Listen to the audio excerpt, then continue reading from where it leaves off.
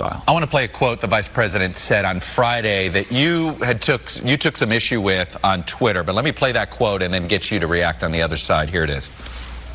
We got to recognize that kid wearing a hoodie may very well be the next poet laureate and not a gangbanger. Now, after your criticism on Twitter, the vice president's campaign put out their own statement. I want to put it up and then get you to react. Vice President Biden, like many leaders over the years, was calling direct attention to the daily experiences faced by many African-American men around the country and the perceived so-called threat from people like Trayvon Martin, who were racially profiled and deemed criminal while wearing a hoodie. As the context of his remarks noted, we needed to make sure black mothers feel confident when they send their child, their son, out on the streets, that they're going to feel safe. But they didn't address the use of the word gangbanger, which was the issue you had. Senator, explain.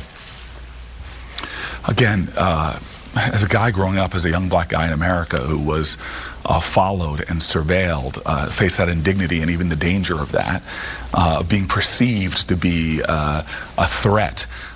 Again, this is just another example of just conversations or lessons that Joe Biden shouldn't have to learn. And there's a lot of his record, from busing to the 1994 crime bill. I was in law school when that was going on, when you saw African-American men being arrested at rates that were unconscionable. I came from Yale and Stanford, where people were using marijuana, using drugs, but lived in a country where there's no difference between drug usage and drug selling between blacks and whites.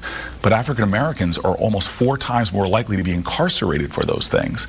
And these are very difficult, painful issues, to the point now that because of a lot of the legislation that Joe Biden endorsed, this war on drugs, which has been a war on people, we now have had a 500% increase in the prison population since 1980, overwhelmingly black and brown. There's more African Americans under criminal supervision today than all the slaves in 1850. These are real, painful, hurtful issues. And again, we need nominees that can speak to this in a way that heals, that brings people together, that rises us up as a country to not only deal with historic and systemic racism, but helps us to come together and deal with our common purpose and common cause. You think the vice president is just incapable of that because of his record? He just does that because of this lengthy record, that no matter whether he disavows it or not, that disqualifies him to be the nominee for a Democratic Party in the 21st century? Well, a lot of Democrats that were involved with the 1994 crime bill have spoken very openly and with vulnerability, talking about their mistakes. So that doesn't disqualify you. But what we've seen from the vice president over the last month is an inability to talk candidly about the mistakes he made, about things he could have done better, about how some of the decisions he made at the time in difficult contexts actually have resulted in really bad outcomes.